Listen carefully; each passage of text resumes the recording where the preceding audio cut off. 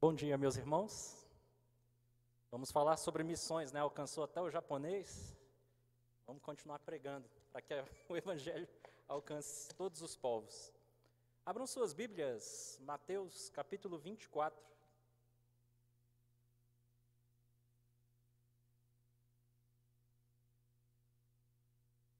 Vamos ler do verso 3 ao 14.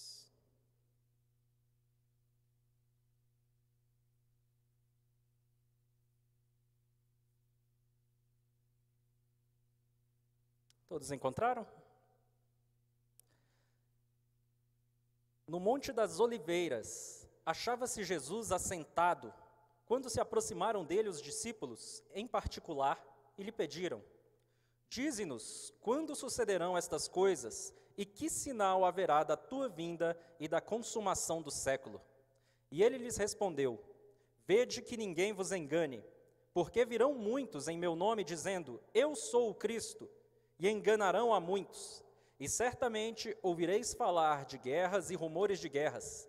Vede, não vos assusteis, porque é necessário assim acontecer, mas ainda não é o fim. Porquanto se levantará nação contra nação, reino contra reino, e haverá fomes e terremotos em vários lugares. Porém, tudo isto é o princípio das dores. Então sereis atribulados, e vos matarão. Sereis odiados de todas as nações por causa do meu nome.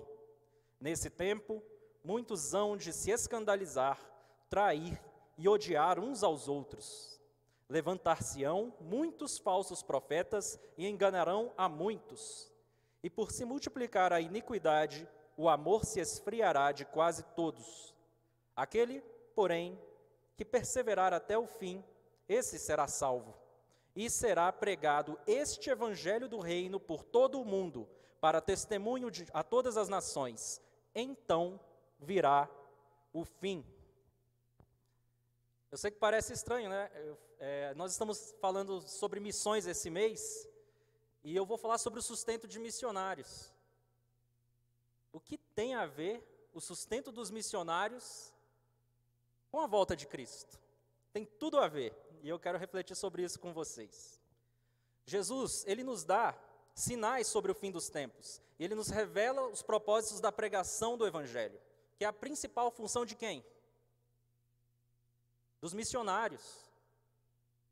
E eu digo para vocês, quem não é missionário, é campo missionário. Se você não age como um missionário, você precisa ser alcançado pelo Evangelho, porque todos nós somos missionários, mas tem aqueles que vão para os povos, que ninguém alcança. E Deus levantou eu e você para sustentarmos esses missionários em oração e financeiramente também. Esse texto ele desafia a gente a entender a importância de investir no reino, especialmente no sustento dos missionários. No verso 3, os discípulos estão indagando Jesus sobre quando vão acontecer essas coisas. Isso já passou na cabeça de vocês? Quando será o fim do mundo? Quando será que tudo vai se consumar?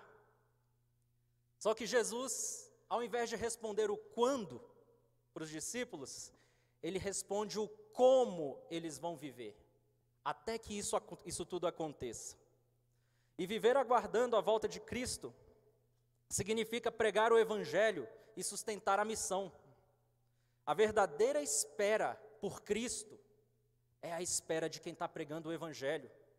Porque no final aqui ele afirmou, até que todos ouçam a palavra de Deus, ele voltará. Então, se você se diz que está esperando a volta de Cristo, então vamos acelerar isso o quanto antes, vamos pregar o Evangelho. Prega para o seu irmão que está do lado, prega para o amigo do trabalho. Nós que ansiamos e dizemos, Maranata, ora vem Senhor Jesus, a verdadeira espera é aquele que prega o Evangelho. Nos versos 4 e 5, Jesus fala que haverá muito engano. E ele lhes respondeu: Vede que ninguém vos engane, porque virão muitos em meu nome dizendo: Eu sou o Cristo. Jesus nos alerta aqui sobre os falsos cristãos, sobre os falsos cristos que vão surgir, sobre os falsos ensinos. Hoje tem se pregado muito o evangelho humanista, onde o homem é o centro. Um evangelho que busca sempre o melhor para mim, nunca visando a pregação do evangelho. Esse é um evangelho enganoso. Quando uma igreja adota esse tipo de pregação, ela não investe no reino. Igrejas que estão buscando sempre o próprio conforto, a membresia, ela está enganada, porque o verdadeiro evangelho, quando ele alcança um coração, ele quer espalhar para todo mundo. Então nós temos que refletir enquanto igreja, para onde têm ido os nossos investimentos. Um evangelho sem cruz coloca o homem no centro e afasta a igreja da verdadeira missão, que é pregar o evangelho, que é expandir a palavra de Deus até que todos saibam que Jesus Cristo é o Senhor, até que todos entendam que Ele morreu, mas que Ele ressuscitou e que Ele voltará brevemente, amém? Guerras e catástrofes já são previstas aqui, nós não somos pegos de surpresa. Muitas vezes parece que a gente está aqui, meu Deus, olha a guerra que está acontecendo. Vocês foram avisados de tudo. Na minha Bíblia tem letras em vermelho. As letras em vermelho, que são as palavras de Jesus, predisseram muito bem sobre pestes. Quem viveu uma peste terrível aqui, uma pandemia que nos afastou do seio da igreja? Nós aqui não estamos vivendo terremotos nem guerras, mas se nós formos olhar bem, nós estamos no meio de uma guerra cultural, onde estão tomando os nossos filhos, imbecilizando eles para que eles estejam fracos para a batalha. E qual é a batalha do cristão? Para que você se reveste de armadura? É para pregar o evangelho, é para viver a sua vida em oração e contato direto com o Senhor. O fim virá, mas antes disso nós temos essa missão clara, e é exatamente nas dificuldades que o evangelho é pregado. Se a igreja entende os sinais dos tempos, ela também vai entender que a sua missão é pregar o evangelho em meio às crises. Muitas vezes nós vemos que é justamente em meio às guerras e desastres no campo de missionários, que eles mais precisam do nosso sustento. Quem vai sustentar aqueles que estão levando a esperança para esses lugares? Somos nós? Se não somos nós, quem será? Porque essa missão foi comissionada a nós. E a perseguição é clara. A perseguição já é clara. Jesus predisse que seríamos perseguidos e nós somos muito perseguidos. Os cristãos do primeiro século foram perseguidos e colocados na boca de leões. E nós estamos sendo colocados debaixo de uma cultura mentirosa, debaixo de uma cultura que mina com o evangelho, mina com as famílias, mina com o amadurecimento das crianças. Jesus nos avisa que os discípulos seriam perseguidos e odiados, e a obra missionária envolve riscos e sacrifícios. A igreja está disposta a se sacrificar? Você se sacrifica por motivos que valham a pena. Eu tenho um bom motivo. O motivo de vocês estarem nessa igreja se sacrificou pela igreja. Muitos dos nossos irmãos que estão no campo missionário vão enfrentar perseguições diariamente. E eles deixam tudo, família, amigos, a igreja mãe, eles deixam tudo para ir pregar o evangelho lá fora. Enquanto nós estamos aqui no conforto, mas esse conforto não pode ser confortável. Esse conforto tem que levar-nos à oração, tem que levar-nos à contribuição para o evangelho. Como isso tudo envolve sacrifício, a nossa parte é sustentar aqueles que se arriscam pelo reino. Tendemos a olhar para Paulo como um super-herói, né? Não, Paulo, ele enfrentou tudo o que foi coisa e ele pregou o evangelho para vários continentes. Mas ele não seria nada sem a igreja mãe. A igreja que ajuntou recursos, orou para que Paulo pudesse ir. Paulo foi enviado por irmãos como eu e você. Deus fez uma obra excelente na vida de Paulo, mas maior obra ainda foi feita na igreja que sustentou Paulo. Porque Paulo deu trabalho para essa igreja, porque ele passava perrengue atrás de perrengue. Porque ele tinha coragem no Espírito para pregar o Evangelho a toda criatura. Glória a Deus por isso. Nós, como igreja, somos comissionados a sustentar pessoas como Paulo. Ele não é um herói sozinho. Ninguém é um herói sozinho, porque o verdadeiro herói pagou o preço na cruz, sozinho, abandonado. Todo o peso do pecado sobre ele, abandonado pelo Pai, porque o Pai odeia o pecado. E nós estamos pensando nas coisas terrenas. No verso 10 ao 13, Jesus vai expor mais ainda que vamos passar por escândalos, traições e ódio. Mas aqueles que perseverarem até o fim, esses serão salvos. Aqui Jesus fala sobre o esfriamento do amor e o aumento da iniquidade. E para esfriar o amor não precisa matar o irmão, basta falar mal dele. Para esfriar o amor não precisa roubar, basta mentir, basta enganar. E isso tudo nós conseguimos ver, infelizmente, no seio da igreja. O que vemos hoje? Um mundo onde o egoísmo reina, onde o amor pelas almas está se perdendo. Igrejas estão acumulando recursos para si, fazendo templos suntuosos. Teve até agora uma premiação para os grandes nomes do gospel. Pense num ajuntamento de recursos. Por que não a igreja inteira se ajuntar para pregar o Evangelho a toda criatura? A força já está aqui, a força já está em nós. Em Cristo nós somos mais do que vencedores. Mas por que temos nos ajuntado para premiar pessoas que estão aparecendo por aí e não estamos pregando o Evangelho a toda criatura? Mas o versículo 13 nos diz que aquele que perseverar será salvo. Glória a Deus.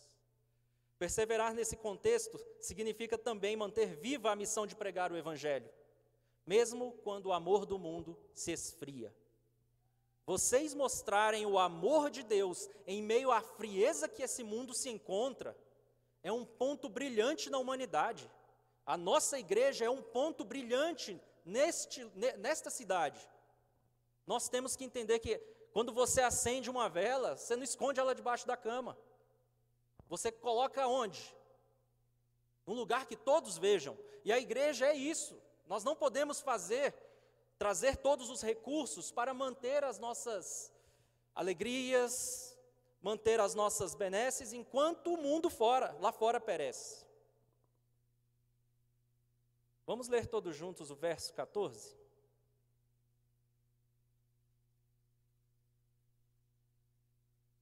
E será pregado este evangelho do reino por todo o mundo, para testemunho a todas as nações. Então virá o fim. Aqui está o ponto crucial, gente. O fim virá quando o evangelho do reino for pregado para todo mundo. Isso significa que nós, como igreja, temos uma participação ativa no reino, no retorno de Cristo. Ao pregar o evangelho e sustentar os missionários, estamos colaborando para o avanço do reino e acelerando a volta de Cristo. Quem conhece a expressão em aramaico Maranata? Várias vezes nós já falamos Maranata, ora vem Senhor Jesus. A gente canta Maranata, ora vem Senhor Jesus. Mas como mostrar isso em atitudes?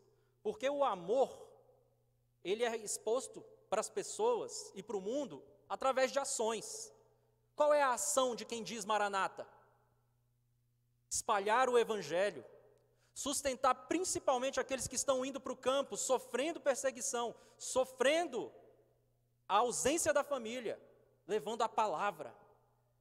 Vocês têm o privilégio de ter uma igreja que separou uma sala só para isso. Eu fui lá e vi que tem uma pastinha com o nome de cada um. Você pode saber que o pastor Jeconias e a Anaildes estão ativos, que a Eloá está andando de muleta e ela está voltando a andar agora. Vocês precisam orar por esse missionário que está indo para o campo, traduzindo uma língua indígena para ensinar o evangelho. A salinha está lá, tem um sofá, para você colocar os cotovelos nesse sofá. e orar e buscar a Deus para que venha o fim, para que o reino de Cristo venha.